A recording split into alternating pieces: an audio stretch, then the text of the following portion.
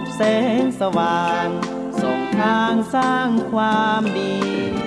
ให้มีความสุขความทุกข์หายไปธรรมจาริก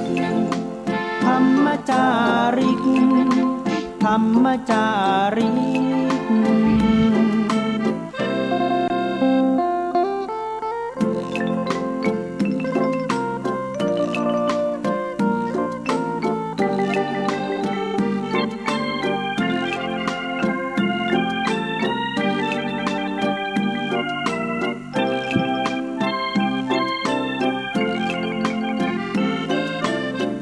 เร่งพัฒนาการอยู่การกินให้มีชีวิตสุขสันต์เปรมปรีพบแสงสว่างส่องทางสร้างความดีให้มีความสุขความทุกข์หายไปธรรมจาริกธรรมจาริกธรรมจาริกธรรมจาริกธรรมจาริกธรรมจาริกธรรมจาริก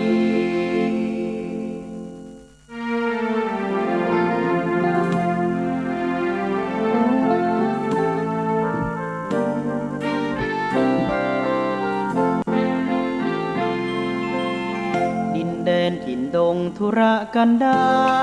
รมีนามเรียกขานของศิษย์พระตถาคตผู้ออกเผยแผ่ธรรมะแก่ผู้ชนมิให้มองมนปลดทุกข์ด้วยทางธรรมธรรมจาริกธรรมจาริกธรรมจาริกถึงอยู่กลางป่าหรือว่ายอดดอยท่านไม่เคยถอยเฝ้าคอยชี้นำให้ใช้ธรรมะขององค์พระพุทธธรรมให้ใจสุขล้ำน้อมนำทำกรรมดีธรรมจาริกธรรมจาริกธรรมจาริกเร่งพัฒนาการอยู่การกินให้มีชีวิตสุขสันต์เปรมปรีพบแสงสว่างส่องทางสร้างความดีให้มีความสุขความทุกข์หายไปธรรมจาริกธรรมจาริกธรรมจาริก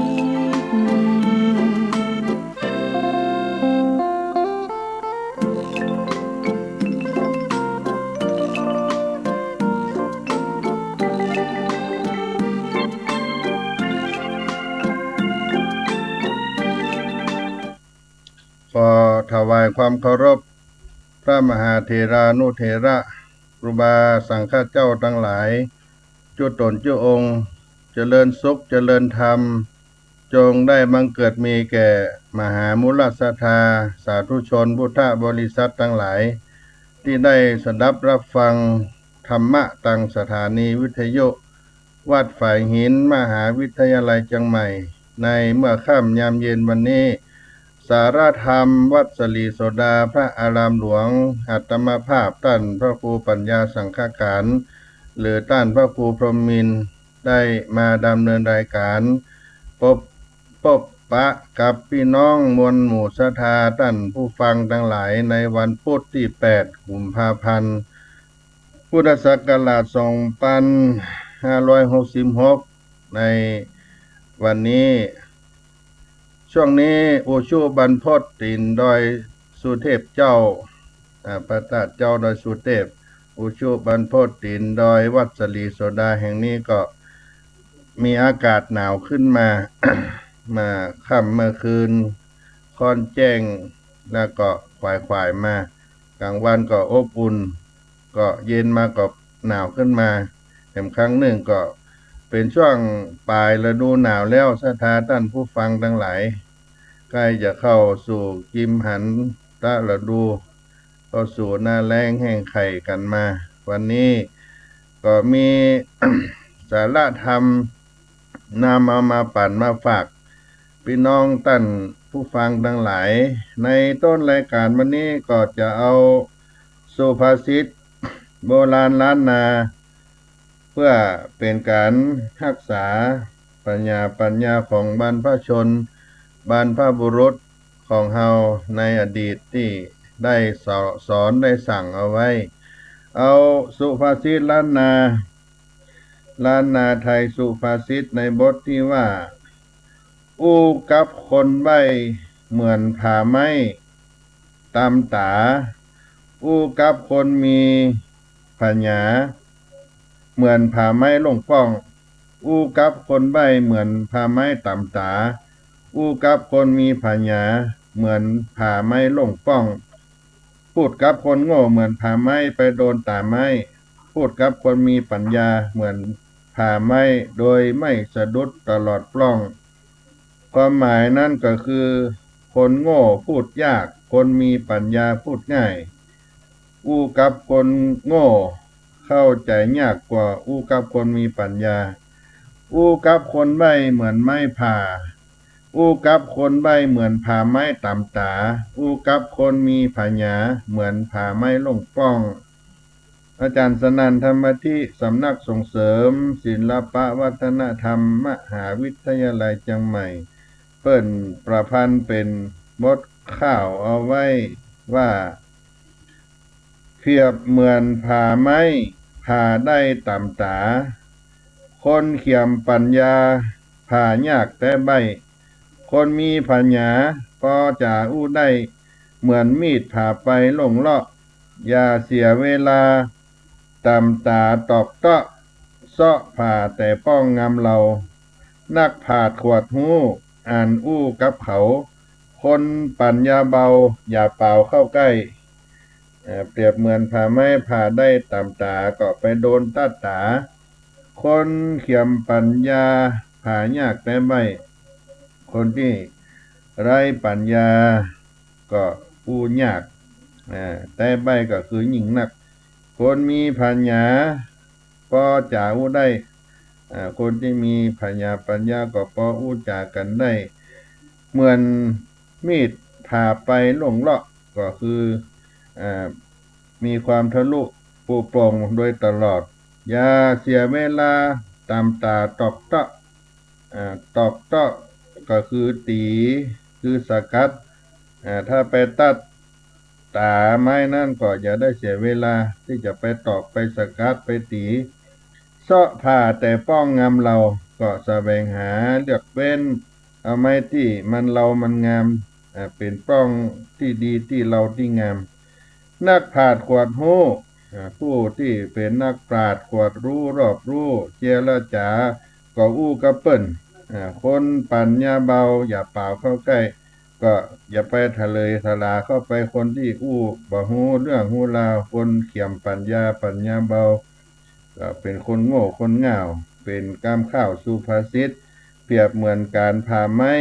กับการอู้จากับคนแล้วการพูดกับคนไร้ปัญญานั้นยากเหมือนผ่าไม้ไปโดนตาไม้แต่อู้กับคนมีปัญญา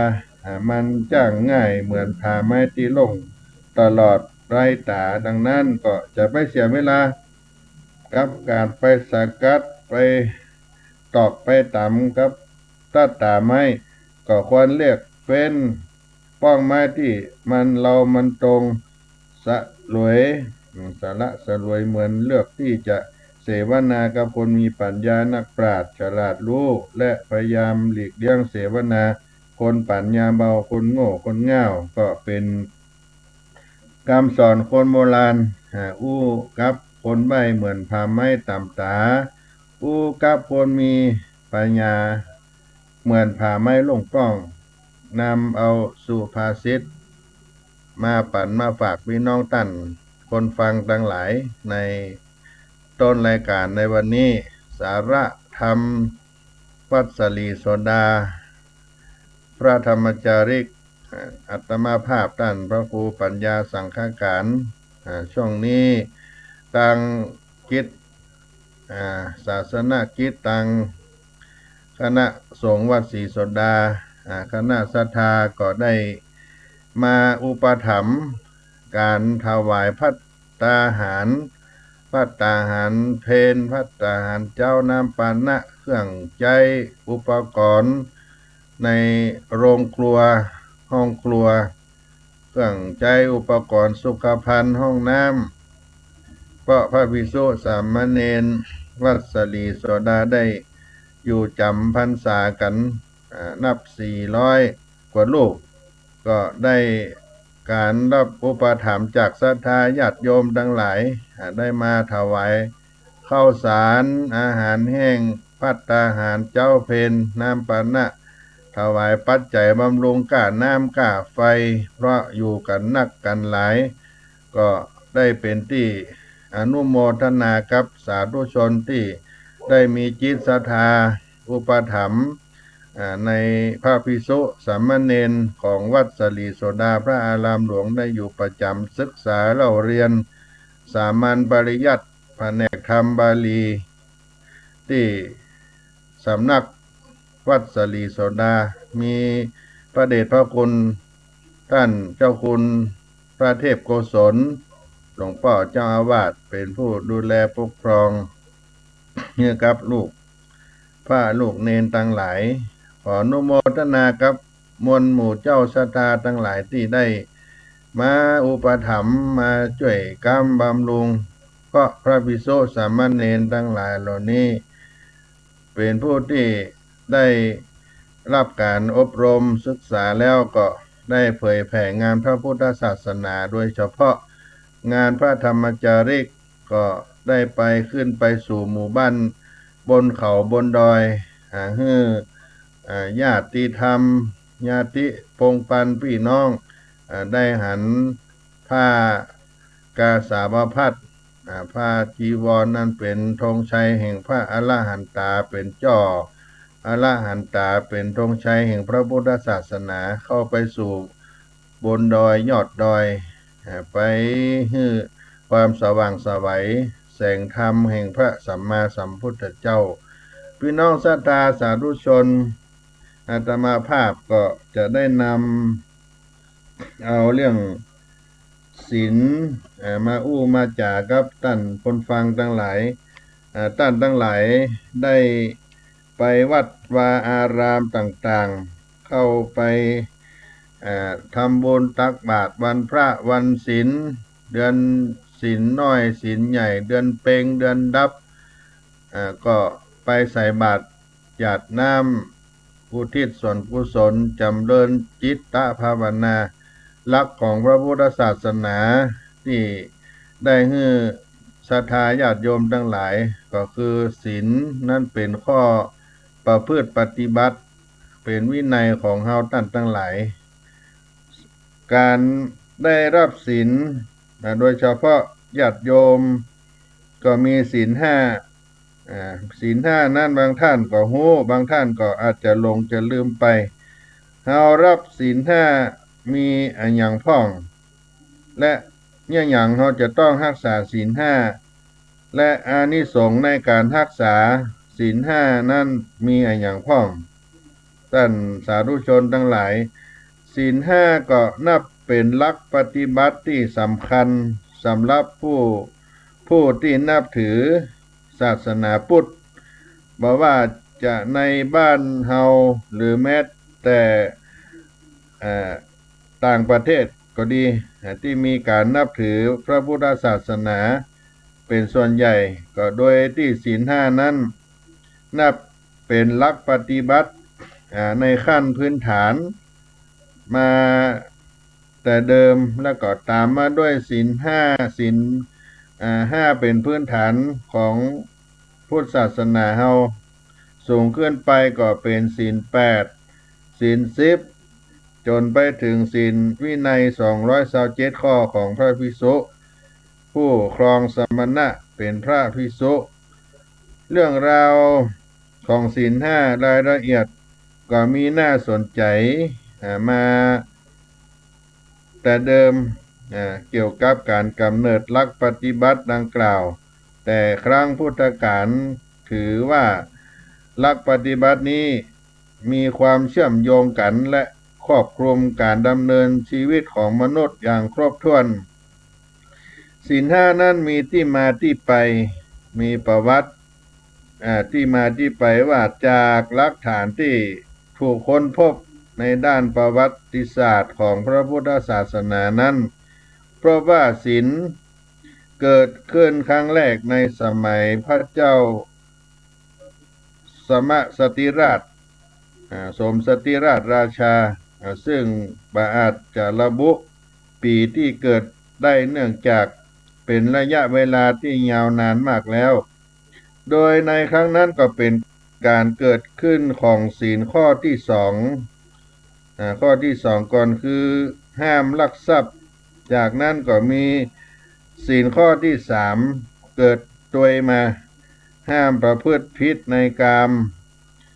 ในกามะซึ่งเมื่อเกิดการประพฤติผิดในศีลทั้งสองข้อแล้วก็จึงเกิดเป็นการอู้จาโกหกหลอกลวงมายอมรับมายอมสารภาพผิดขึ้นมาแถมก็จึงเกิดเป็นศีลข้อที่สี่ขึ้นตัวมาห้ามอู้จา ที่พูดปดมดเท็จเหล่านี้และเมื่อเกิดความขัดแย้งกันอย่างรุนแรงมากขึ้นถึงมีการฆ่าฟันปั่นแตงฆ่ากันแกล้งกันจึงเป็นที่มาของศีลข้อที่หนึ่งก็คือห้ามเบียดเบียนชีวิตฆ่าสัตว์ตัดชีวิตขึ้นมาและก็ข้อที่ห้าก็คือการประพฤติผิดที่เกิดจากการดื่มของมึนเมาของมึนเมาเกิดขึ้นในตำนานเล่าว่าเป็นการประพฤติที่เกิดจากอุบัติเหตุได้มีคนเดินทางไปพบกับน้ำขังที่บริเวณง่าไม้ใหญ่หลวงที่ในป่าเมื่อสังเกตไปหันหมูนกทั้งหลายได้ไปดื่มน้ำนั้นไปกินน้ำใน โพรงไม้ง่ามไม้ที่เป็นโพรงเป็นหลุมอยู่ตั้งบนก็เกิดอาการเมาพยายามที่จะตะเกียกตะกายบินขึ้นบนฟ้าไปให้ได้แต่ก็บินมาได้คนที่พบก็จึงหันนกนั้นเป็นลักษณะอย่างนั้นก็จึงไปลองจิ้มดื่มกินดูก็รู้สึกว่ามันม่วนสนุกดีมันม่วนมันสนุกสนานดีก็จึงได้นำน้ำที่ไปพบนั้นไปศึกษาส่วนประกอบต่อมาเมื่อศีลทั้งห้าข้อมีแล้วก็กลายมาเป็นบทบัญญัติของบ้านเมืองของเหล่าบัณฑิตะทั้งหลายในบางยุคบางสมัยที่โลกนั้นได้เจริญเกิดขึ้นในด้านจิตใจศีลห้าก็กลายเป็นธรรมะเป็นธรรมะขึ้นศีลกลายเป็นธรรมที่เรียกว่ากุรุธรรมก็หมายถึงธรรมะของชาวแคว้นกุรุที่อยู่ในจุมพูทวีปได้ยึดถือปฏิบัติกันศีลห้าเมื่อเวลาผ่านไปในช่วงระยะหนึ่งพระพุทธศาสนาก็ได้อุบัติเกิดขึ้นพระสัมมาสัมพุทธเจ้าก็จึงทรงนำบทบัญญัติเหล่านี้มาเป็นหลักในการประพฤติปฏิบัติของพุทธบริษัทโดยเริ่มต้นจากอุบาสกอุบาสิกาได้นับถือนับว่าศีลห้านั่นก็เป็นเรื่องง่ายที่อยากที่ยากต่อการปฏิบัติในหมู่ชาวไทยเป็นเรื่องที่ง่ายต่อการปฏิบัติของหมู่ชาวไทยทั้งหลายอาจเป็นเพราะว่าคนไทยนั้นคุ้นเคยกับการปฏิบัติในทางตรงกันข้ามกับศีลห้าแล้วในชีวิตประจำวันก็เป็นสิ่งที่ทำต่อเนื่องมาจนเป็นส่วนหนึ่งของการดำเนินชีวิตอุบาสกอุบาสิกาได้เริ่มต้น ในการนับถือศีลห้าก็นับว่าศีลห้านั้นเป็นเรื่องง่ายที่ยากต่อการปฏิบัติในหมู่ชาวไทยดังนั้นเมื่อมายึดถือศีลห้าก็บ่สามารถทำได้ทุกข้อหรืออาจทำบ่ได้เลยในบางคนก็มีเพราะศีลนั้นเมื่อเฮาฮู้ว่าเป็นข้อปฏิบัติเป็นความหมายหลักปฏิบัติที่เรียกว่าความในความเป็นจริงเฮาฮู้กันหรือยังว่าศีลนั้นมีความหมายเป็นอย่างใดที่เฮาได้ประพฤติปฏิบัติในศีลทั้งห้านั้นศีลนั้นก็คือเจตนาความตั้งใจที่จะงดเว้นจากกายทุจริตมี3 ประการก็คือบ่เบียดเบียนสัตว์บ่ลักทรัพย์บ่ประพฤติผิดในกามบ่ฆ่าสัตว์บ่ลักทรัพย์บ่ประพฤติผิดในกามและวจีทุจริต4บ่อู้เท็จบ่อู้กรรมหยาบบ่ได้อู้กรรมส่อเสียดเพ้อเจ้อเกิดขึ้นนั่นเป็นเจตนาความตั้งใจที่จะงดเว้นกายทุจริตกายทุจริตทั้ง3และศีลก็คือเจตสิกนั้นหมายถึงการงดเว้นจากมโนทุจริต3ความโลภอยากได้ของคนอื่นมีจิตคิดพยาบาทมีความหันพิษอันนี้เป็นเจตสิกความหมายถึงการงดเว้นจากมโนทุจริต3และก็ศีลก็คือความสำรวมระวังปิดกั้นความชั่วศีลก็คือการบ่ล่วงละเมิดข้อห้ามซึ่งเมื่อรวมกันแล้วทำให้ศีลห้านั้นมีความหมายที่เกี่ยวข้องกับมนุษยธรรมอีกทั้งยังเป็นสิ่งที่มนุษย์นั้นบัญญัติขึ้นเพื่อการอยู่ร่วมกันอย่างสงบสุขเป็นการกำหนดหลักต่างๆขึ้นจากสามัญสำนึกที่รู้สึกตัวว่าเมื่อเฮามีความฮักตัวเก่าฮักตัวเองเฮาต้องการความสุขรวมถึงความปลอดภัยในชีวิตคนอื่นๆก็ย่อมต้องมีความรู้สึกมีความต้องการเหมือนเฮาเช่นเดียวกันเหตุนั้นเองถึงแม้ว่าโลกใบนี้จะบ่มีพระพุทธศาสนาบ่มีพุทธศาสนาหรือแม้แต่องค์พระสัมมาสัมพุทธเจ้าเมื่อเกิดขึ้นศีลห้าก็มีอยู่ในการดำเนินชีวิตของเฮาอยู่แล้วฉะนั้นมนุษย์ก็เป็นสัตว์ประเสริฐมีเหตุมีผลรู้จักยับยั้งชั่งใจแต่สัตว์เดรัจฉานนั้นบ่มีสิ่งเหล่านี้จึงอาจหันได้ว่าเมื่อใดที่มนุษย์มีศีลห้าอย่างครบถ้วนความเป็นมนุษย์ก็จึงอุดมสมบูรณ์กายเป็นปกติวาจาก็เป็นปกติเมื่อใดที่มนุษย์ขาดศีลห้าไปความเป็นมนุษย์ก็ลดลงการรักษาศีลห้าศรัทธาญาติโยมการรักษาศีลห้าเบญจศีลการประพฤติปฏิบัติตามข้อปฏิบัติศีลห้า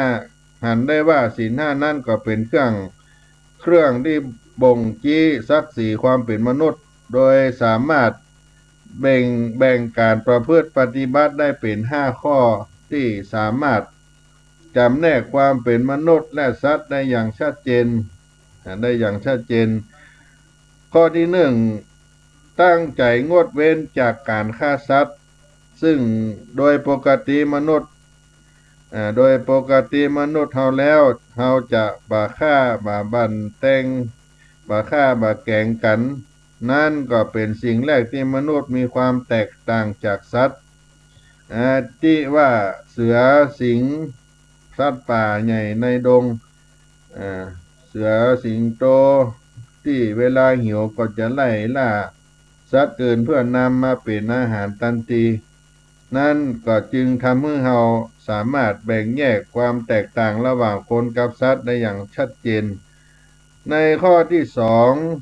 ตั้งใจงดเว้นจากการขโมย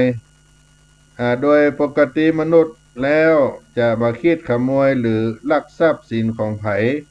เพราะว่าสิ่งนั้นจะเป็นรูปธรรมจับต้องได้หรือสิ่งที่เป็นนามธรรมจับต้องบ่ได้เพราะมนุษย์มีความรอบรู้ในเรื่องของกรรมสิทธิ์ว่านั่นเป็นของเฮาว่านี่เป็นของเฮาแต่กับสัตว์เดรัจฉานนั้นบ่ฮู้ ยกตัวอย่างเวลาที่สุนัขกำลังหันแมวกินป่าอยู่ถ้ามันมีความคิดที่อยากจะได้มันก็จะเข้าไปแย่งไปเอาเลยทันทีฉะนั้นถ้าไผลักขโมยหรือจี้ปล้นทรัพย์สินของคนอื่นก็แสดงว่าศักดิ์ศรีความเป็นมนุษย์ของเขาได้สูญเสียไปแล้วข้อที่สามตั้งใจงดเว้นจากการประพฤติผิดในกามะมนุษย์เป็นผู้ที่รู้จักควบคุมความต้องการของตัวเองรู้ถูกผิดรู้ว่าอันยังควรอันยังบ่ควรซึ่งแตกต่างจากสัตว์เป็นต้นว่าเมื่อสุนัขเพศพูดถึงคราวที่ฮอร์โมนเพศทำงานมันจะเข้าไปกัดเพื่อแย่งตัวเมียจากตัวผู้อื่นแต่มนุษย์ปกติครับประพฤติเช่นนั้นอย่างนี้เป็นต้นข้อที่สี่นั้นตั้งใจงดเว้นจากการพูดเท็จพูดคำหยาบกำส่อเสียดเพ้อเจ้อโดยธรรมชาติของมนุษย์แล้วจะบ่หลอกลวงและเบียดเบียนซึ่งกันและกันด้วยวาจาหรือกำอู้ซึ่งแตกต่างจากสัตว์นะเช่นว่าสุนัขที่อยู่ในบ้านเมื่อมีสุนัขตัวอื่นหรือมนุษย์คนอื่นเดินผ่านมามันจะส่งเสียงเห่าทันทีเห่าทันทีแต่มนุษย์เห่าโดยปกติบ่ได้เป็นเช่นนั้นที่อยู่ดีๆเฮาจะด่าจะว่าไผโดยบ่มีเหตุอันสมควรก็บ่ทำเกิดขึ้นและข้อที่ห้านั้นตั้งใจงดเว้นจากการดื่มของมึนเมาสุรายาเมายาเสพติดทั้งหลายตามปกติสัตว์ใหญ่มักจะมีพละกำลังมากกว่ามนุษย์แต่มันบังคับที่ทางการเคลื่อนที่บ่ค่อยได้บังคับทิศทางการเคลื่อนที่บ่ค่อยได้เพราะบ่มีสติสำหรับควบคุมดังนั้นสัตว์ก็จึงบ่สามารถเป็นกำลังกายที่เกิดขึ้นเป็นคุณงามความดีสัตว์จึงบ่สามารถเป็นกำลังกายที่เกิดเป็นคุณงามความดีหรือการช่วยเหลือผู้อื่นได้ผิดกับมนุษย์มีสติสัมปชัญญะมีที่จะควบคุมการกระทำของตัวเองทำให้สามารถนำพละกำลังหรือกำลังกายที่เรามีเพื่อช่วยเหลือผู้อื่นหรือกระทำคุณงามความดีได้อย่างมากมายแต่เมื่อใดที่มนุษย์ได้กินของมึนเมาของเสพติดเข้าไปก็จะทำให้ตนนั้นขาดสติขาดความยับยั้งชั่งใจจนก่อให้เกิดการประพฤติในสิ่งที่เลวร้ายได้ซึ่งศีลข้อที่ห้าเป็นข้อสำคัญที่สุดเพราะคนที่ขาดสติสามารถกระทำความชั่วรวมไปถึงการประพฤติผิดในศีลข้ออื่นๆไปด้วยท่านสาธุชนทั้งหลายศรัทธาญาติโยมทำไมจะต้องรักษาศีลห้าทำไมจึงจะต้องรักษาศีลห้าข้อที่หนึ่งสิ่งที่มีชีวิตเป็นสิ่งที่มีคุณค่าเฮาบ่ควรเบียดเบียนข่มเหงเต็งเต็กทำลายคุณค่าทำลายคุณค่าแห่งความเป็นอยู่ของเขาให้ตกไปสองสิ่งของไผก็ฮักไผก็สงวนบ่ควรทำลายฉกลักปล้นจี้อันจะเป็นการทำลายทรัพย์สมบัติและทำลายซึ่งจิตใจกันสามลูกหลานสามีภรรยาไผก็ฮักไผก็สงวนอย่างยิ่งปรารถนาที่ให้ไผมาอาจเอื้อมล่วงเกินอันเป็นการทำลายซึ่งจิตใจของผู้อื่นอย่างนักอีกทั้งยังเป็นบาปแบบบ่มีประมาณสี่การมุสาคือการโกหกปกลมด้วยล้วนแต่เป็นสิ่งที่ทำลายความเชื่อถือของคนอื่นให้ขาดสะบั้นลงอย่างบ่มีที่ดีถึงแม้เดรัจฉานก็บ่พอใจในคำหลอกลวงก็จึงบ่สมควรที่จะโกหกทำให้ผู้อื่นนั้นเสียหายห้ายาเสพติดของมึนเมาสุราให้โทษได้กินได้ดื่มเข้าไปบ่อยครั้งก็ย่อมทำให้ดีกลายเป็นชั่ว อ่าดีกลายเป็นบ้าไปได้อีกทั้งสิ่งเหล่านี้จะเข้าไปลดคุณค่าของคนลงโดยลำดับสำหรับผู้ที่ต้องการที่จะเป็นคนดีมีสติปกครองตัวปกครองตนอย่างมนุษย์ก็จึงควรงดเว้นสิ่งของมึนเมายาเสพติดทั้งหลายเหล่านี้อันนับว่าเป็นเครื่องทำลายสุขภาพทางร่างกายและจิตใจอันเป็นอันมากหากเราเสพไปก็ถือว่าเป็นการทำลายตัวเองและผู้อื่นในขณะเดียวกันท่านสาธุชนทั้งหลายเมื่อเรามีศีลแล้วก็เกิดอานิสงส์โดยอานิสงส์ในการที่จะรักษาศีลห้านั้นอานิสงส์ที่เราได้รักษาศีลห้าจะเกิดขึ้นกับเราเป็นอย่างใดพ้องในอานิสงส์ก็กล่าวไว้ว่าหนึ่งจะทำให้เป็นคนที่มีอายุยืนปราศจากโรคภัยเบียดเบียนมีศีลข้อที่ห้าแล้วอายุมั่นตีคายืนยาวบ่มีโรคมีภัยมาเบียดมาเบียนเพราะเราได้รักษาศีลข้อที่สองทรัพย์สมบัติที่มีทรัพย์สมบัติที่อยู่ในความปกครองจะมีความปลอดภัยจากโจรผู้ร้ายที่จะมาราวีจ้องจะเบียดเบียนทำลายในข้อที่สามระหว่างลูกหลานสามีและภรรยาจะอยู่ร่วมกันด้วยความผาสุกมามีผู้คอยล่วงล้ำกำก่ายต่างก็รักกันลงรอกันด้วยความเป็นสุขและสี่นั้นเมื่ออู้จาอันหยังก็จะมีแต่คนที่เคารพเชื่อถือมีคำพูดคำจาที่มีเสน่ห์เป็นที่ฮักจับใจเพราะสัจจะศีลเกิดขึ้นกับเฮาอันที่ห้านั่นก็จะเป็นผู้ที่มีสติปัญญาดีและก็เฉลียวฉลาดบ่หลงหน้าหลงหลังจับโน่นชนนี่จนเหมือนคนบ้าคนบอไปหาสติบ่ได้ผู้ที่มีศีลจะเป็นผู้ที่ปลูกและส่งเสริมสุขบนหัวใจคนและสัตว์ทั่วโลกให้มีความอบอุ่นบ่เป็นที่ละแวงสงสัยผู้ที่มีศีลจะเป็นผู้ที่ทำลายหัวใจคนและสัตว์จะเป็นผู้ที่ทำลายหัวใจ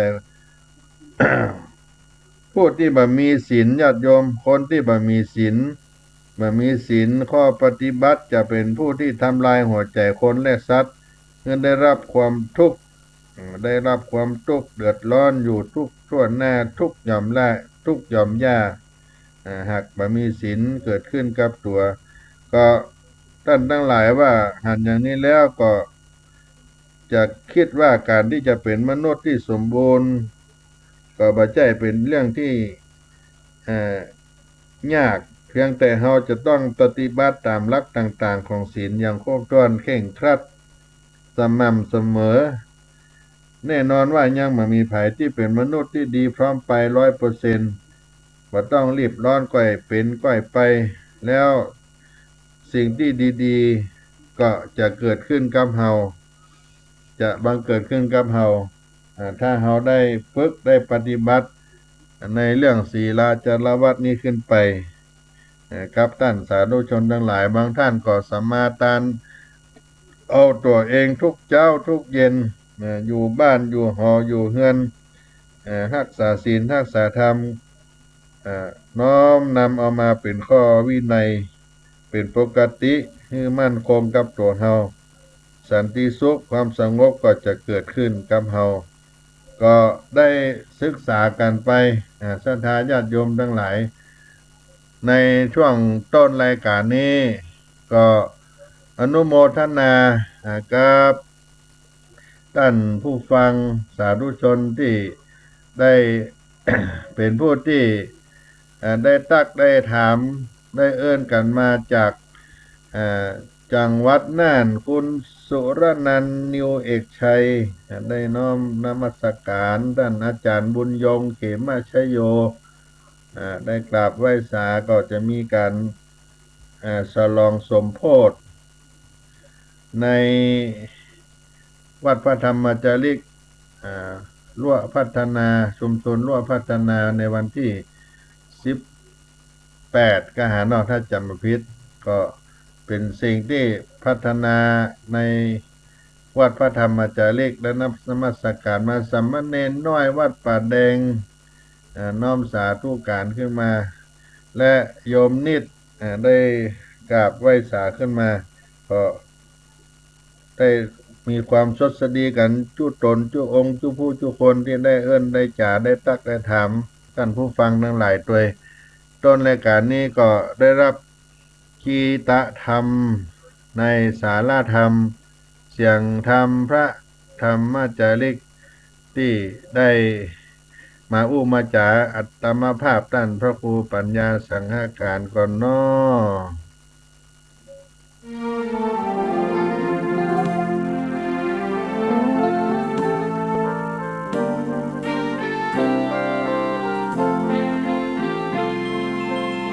ดินแดนถิ่นดงธุรกันดารมีนามเรียกขานของสิทธิพระตถาคตผู้ออกเผยแผ่ธรรมะแก่ผู้รชนมิให้มองมนปลดทุกข์ด้วยทางธรรมธรรมจาริกธรรมจาริกธรรมจาริกขึ้นอยู่กลางป่าหรือว่ายอดดอยท่านไม่เคยถอยเฝ้าคอยชี้นำให้ใช้ธรรมะขององค์พระพุทธธรรมให้ใจสุขล้ำน้อมนำทำกรรมดีธรรมจาริกธรรมจาริกธรรมจาริกเร่งพัฒนาการอยู่การกินให้มีชีวิตสุขสันต์เปรมปรีพบแสงสว่างส่องทางสร้างความดีให้มีความสุขความทุกข์หายไปธรรมจาริกธรรมจาริกธรรมจาริก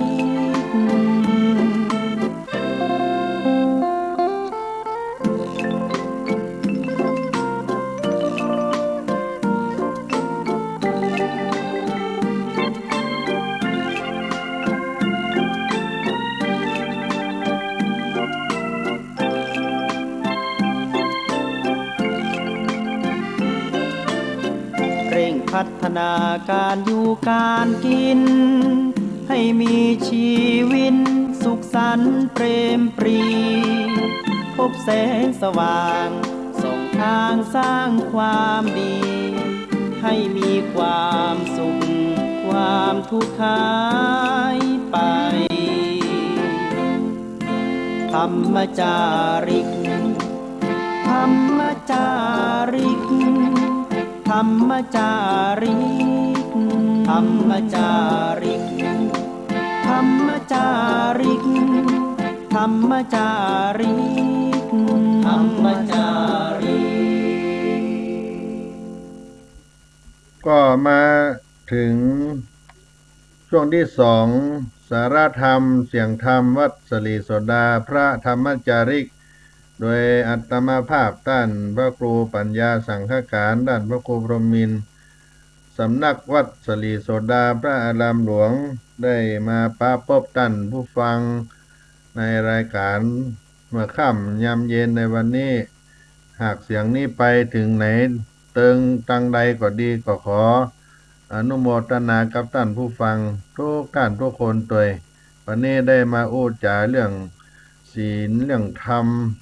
มาปั่นมาฝากพี่น้องเป็นสาระธรรมยามเย็นได้อู้ไปในเบื้องต้นเรื่องความหมายของศีลการรักษาศีลทำไมเราจะต้อง รักษาศีลศีลนั้นมีอะไรอย่างพ้องอานิสงส์ในการรักษาศีลห้านั้นเป็นอย่างไรก็ได้เล่าอู้สู่กันฟังกันไปญาติโยมทั้งหลายเพิ่นว่ามีศีลและมีปัญญาก็จะพายุติธรรมบัณฑิตนั่นเพิ่งเป็นผู้มีศีลมีปัญญาและยึดหลักธรรมในพุทธสุภาษิตพุทธสุภาษิตเพิ่นกล่าวว่าสศีลวาปัญญาวาธัมมิโกสิยาสศีลวาปัญญาวาธัมมิโกสิยาบัณฑิตนั้นเพิ่งเป็นผู้มีศีลมีปัญญาและยึดหลักธรรมก็ว่าบัณฑิตได้เมื่อเฮาได้กล่าวถึงปัณฑิตะบัณฑิตนักปราชญ์เจ้าทั้งหลายนั้นบุคคลทั่วไปบุคคลทั่วไปก็จะฮู้เป็นกรรมสั้นว่าคนดีคือคนที่ได้ทำดีอู้ดีคิดดีได้กระทำดีอู้ดีคิดดีพูดดีทำดีคิดดีสามประการนี้เรียกว่าความประพฤติดีเพียงเท่านี้ก็ยังบ่เพียงพอเตื้อจะต้องมีความรู้ดีและความสามารถดีเกิดขึ้นโดยมาแถมและก็มีหน้าที่ในการช่วยกันสร้างความเจริญให้เกิดขึ้นแก่สังคมและจะเป็นกำลังของประเทศชาติบ้านเมืองตัวเพราะเหตุดังกล่าวนี้ในทางพระพุทธศาสนาก็จึงวางหลักเกณฑ์ของบัณฑิตไว้เป็น3ประการปัณฑิตะนักปราชญ์ผู้รู้มีปัญญาจะต้องดำรงตนอยู่ในศีลก็คือการปฏิบัติตนอยู่ในขอบเขตแห่งระเบียบวินัยอย่างเคร่งครัดมีความเป็นอยู่ด้วยปัญญาบ่หลงคิดอยู่ในโมหะคือความมืดความบอดมีความและก็มีความเป็นธรรมหรือมีความยุติธรรมเป็นหลักยึดหลักธรรมปฏิบัติคุณธรรมทั้ง3ประการนี้เราเรียกว่าศีลธรรมศีลธรรมถ้าจะกล่าวว่าบัณฑิตนักปราชญ์ผู้รู้คือคนที่มีศีลธรรมก็บ่ผิดไปหมายความว่ามีศีลก็คือมีข้อกำกับบังคับทางกายทางวาจาก็ได้แก่เบญจศีลศีล5เช่นเดียวกันกฎหมายฝ่ายบ้านเมืองเช่นเดียวกันครับกฎหมายฝ่ายบ้านเมืองมีเบญจศีลศีล5เป็นวินัยและก็มีธรรมเป็นข้อบังคับในจิตในใจได้แก่เบญจธรรมมีธรรม5ประการซึ่งตรงข้ามกันกับเบญจศีลก็จะเกิดขึ้นส่วนว่าปัญญานั้นวางไว้เป็นกลางระหว่างศีลกับธรรมปัญญาวางไว้กลางระหว่างศีลกับธรรมความหมายก็ว่าเพื่อให้เป็นบุคคลที่ใจปัญญาเป็นตัวควบคุมศีลเป็นตัวควบคุมศีลควบคุมธรรมโดยเพื่อคอยเฝ้าระวังระดับเดิมไว้บ่เพื่อกายวาจาใจเดินออกนอกลู่นอกทางนอกมรรคทางไปนี่ก็เรียกว่ากุศลกรรมบทซึ่งแปลว่าหนทางแห่งความดีเข้าในตำนองว่ามีศีลกับปัญญาจะปายุติธรรมในปัจจุบันนี้คนเราทั้งหลายบ่ค่อยรู้จักคำว่าศีลธรรมเพราะหลักสูตรการเรียนในเยาวชนก็ดีที่บ่ค่อยรู้จักคำว่าศีลธรรมได้เปลี่ยนไปเป็นจริยธรรมทำให้นักเรียนแยกบ่ออกว่าตรงไหนเป็นศีลตรงไหนเป็นธรรมเพราะศีลเป็นเหตุให้เกิดธรรมะก็คือคุณธรรมจะเกิดได้ต้องมีศีลเหี่ยก่อนถ้าเข้าใจอย่างนี้ก็จะบ่ได้สับสนเพราะฉะนั้น บุคคลทุกคนตลอดจนถึงผู้ที่มีความรู้ระดับปริญญาบัณฑิตเรียกว่าเป็นบัณฑิตก็จะต้องเป็นผู้ที่มีคุณธรรมให้ครบ ตั้ง3 ประการมีศีลมีปัญญามีความยุติธรรมปัจจัยมีแต่ความรู้อย่างเดียวต้องอันรักษาศีล 5ก็ต้องมีปัญญาเข้าช่วยจะทำให้ถ้าทำได้ก็จะได้สดสวยงดงามศีลปัญญาพายุติธรรมเป็นวิถีนำของบัณฑิตการทำดีก็ต้องมีความคิดโลกนั้นโลกนำธรรมจะช่วยโลกนำธรรมช่วยจะโรยกุลปราศจากธรรมเสียมนุษย์ก็เสมอกับสัตตาริสานธรรมะหรือว่าธรรมชาติที่ทรงบุคคลไว้บ่ให้ตกไปในทางที่ชั่วมีอยู่2 ประการที่เรียกว่าเทวธรรมธรรมของเทวดาหรือธรรมะที่ทำให้คนประเสริฐเป็นธรรมที่ขั้นเขตแดนระหว่างสุคติภพและทุกขติภพก็คือธรรมะที่เป็นเส้นกลางระหว่างคนกับสัตตาริฉานหรือธรรมะขั้นระหว่างคนดีกับคนชั่วทั้ง2 ประการนี้เป็นธรรมเทวธรรมธรรมของเทวดาหิริโอตตัปปะ2 ประการหิริความละอายแก่ใจและโอตตัปปะความเกรงกลัวต่อบาปคนที่ทำความชั่วได้เพราะตัวเองปราศจากความละอายคือบาละอายแก่ใจตนเองปราศจากความเกรงกลัวก็คือทำความผิดความชั่วบ่เกรงกลัวคนอื่นจะตำหนิติเตียนจะเสียชื่อเสียงของตนและครอบครัวทำตั้ง2 ประการนี้ที่เรียกว่าธรรมคุ้มครองโลกหรือจะเรียกว่าธรรมนูญโลกก็คงบ่ผิดเพราะว่าธรรมะทั้ง2 ข้อนี้ถ้าเจ้าโลกทุกคนได้ปฏิบัติกันโดยทั่วถึงจะบ่มีภัยทำความชั่วหือหันคนเฮาทุกคนมีความสำคัญอยู่ที่ใจถ้าใจของเฮามีธรรมะอยู่แล้วบ่ต้องออกกฎหมายมาตราก็ใจได้บ่ต้องออกกฎหมายหลายมาตราก็จะได้เข้าทำนองที่ว่าโลกนำธรรมช่วยจะโรยกุลโดยพื้นฐานเดิมของคนทั่วไปจะมีความละอายความกลัวบาปอยู่แล้วถ้าบ่เกิดเหตุภายนอกมายุแย่ก็จะเป็นคนดีปกครองกันง่ายแต่เป็นเพราะว่าบุคคลทนต่อความยุบ่ได้นั่นเองถ้าบุคคลมารู้สำนึกรู้ในข้อนี้คอยระมัดระวังใจรักษาความละอายต่อความชั่วและความเกรงกลัวต่อบาปกรรมไว้ให้อยู่อย่างเดิม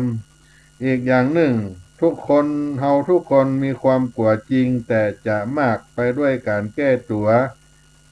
วเองการด้วยการแก้ตัวเองซึ่งอยู่ด้วยกันไปไหน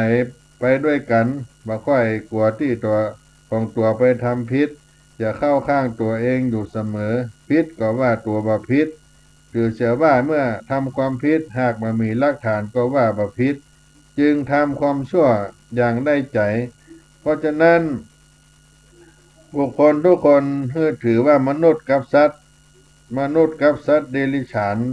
เป็นสัตว์โลกเช่นเดียวกันแต่มนุษย์จะแยกตัวออกจากสัตว์เดรัจฉานได้ก็ตรงที่มนุษย์จะต้องอายชั่วกลัวบาป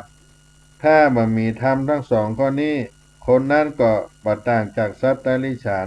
เพราะบ่มีธรรมะเป็นที่ขั้นเขตแดนเฮาก็จงได้คิดว่าธรรมะที่จะคิดใจเฮานั้นคนบ่มีศีล 5จะมีค่าเท่ากับสัตว์ก็ให้รักษาศีลไว้จะได้คล้องได้คัดมนุษย์กับสัตว์เดรัจฉานจะต่างกันด้วยธรรมถ้าบ่มีธรรมมานำจะมีถ้าบ่มีธรรมนำจะมีความคล้ายกันก็เอาได้ปั่นฝากพี่น้องท่านทั้งหลายด้วยศีลด้วยธรรมในเมื่อค่ำยามเย็นสาระธรรมของวัดสลีโสดาพระอารามหลวงในวันนี้โดยอาตมาภาพท่านพระครูปัญญาสังฆาการก็จะฝากคีตธรรมส่งท้ายรายการให้กับท่านสาธุชนได้พัก ในช่วงใต้ละการอีกสักกรรมก่อนน้อ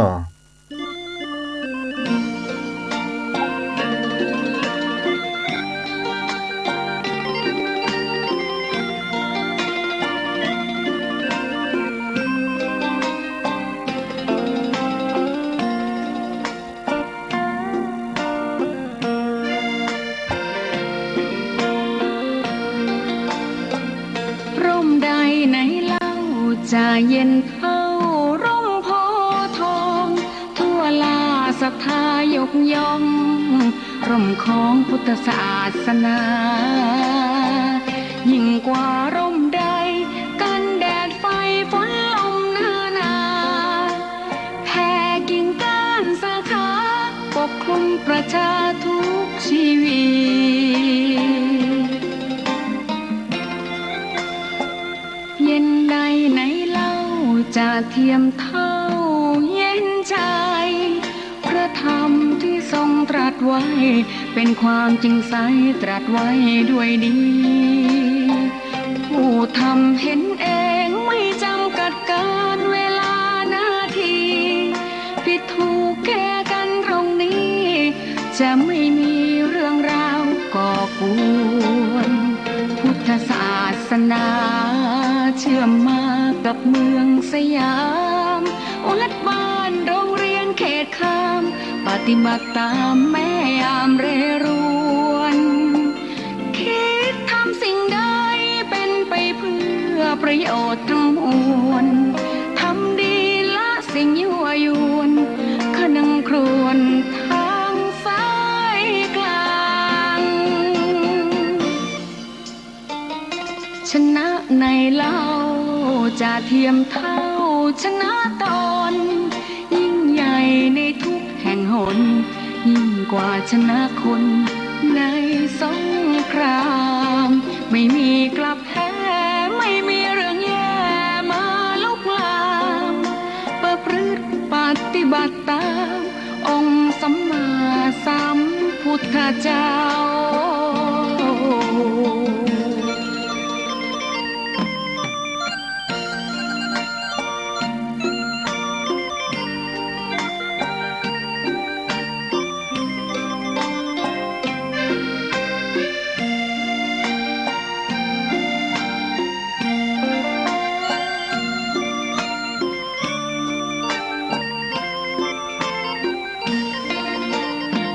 พุทธศาสนา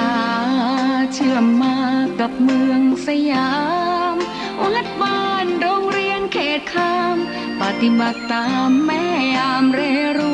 วนคิดทำสิ่งใดเป็นไปเพื่อประโยชน์ทั้งมวลทำดีละสิ่งยั่วยวนขนึงครวญทางสายกลาง ชนะในเล่าจะเทียมเท่าชนะตนยิ่งใหญ่ในทุกแห่งหนยิ่งกว่าชนะคนในสงครามไม่มีกลับแพ้ไม่มีเรื่องแย่มาลุกลามประพฤติปฏิบัติตามองค์สัมมาสัมพุทธเจ้า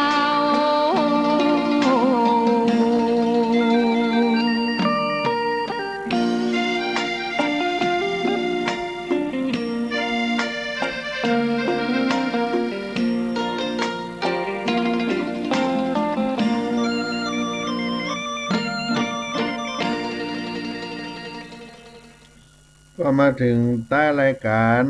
สารธรรมยามเย็นเสียงธรรมวัดสลีโสดาพระธรรมจาริก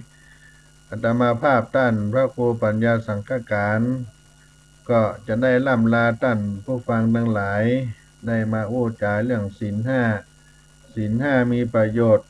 เพื่อความสงบสุขของสังคม เพื่อพัฒนาจิตใจ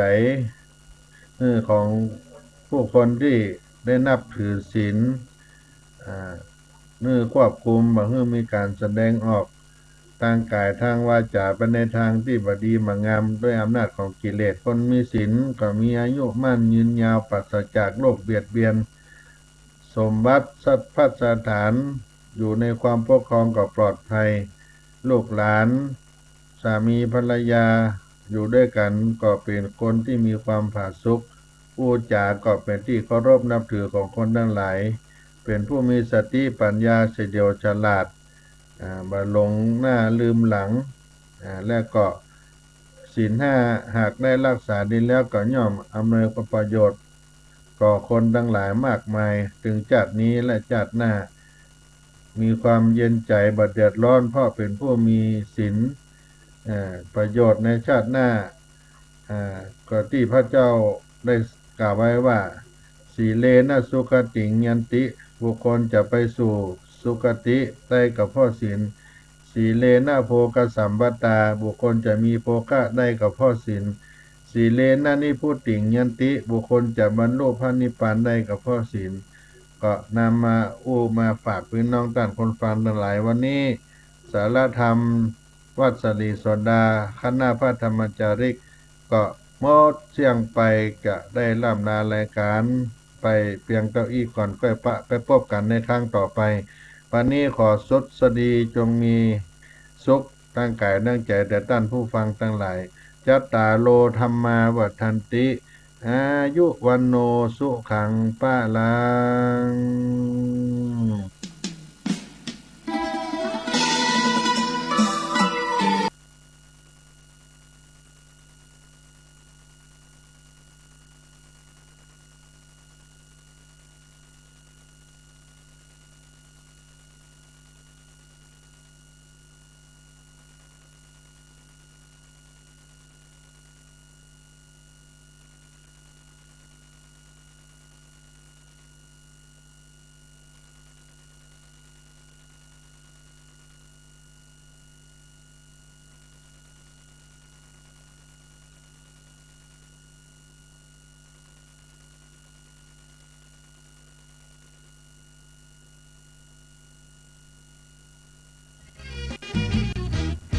อย่าเอ่ย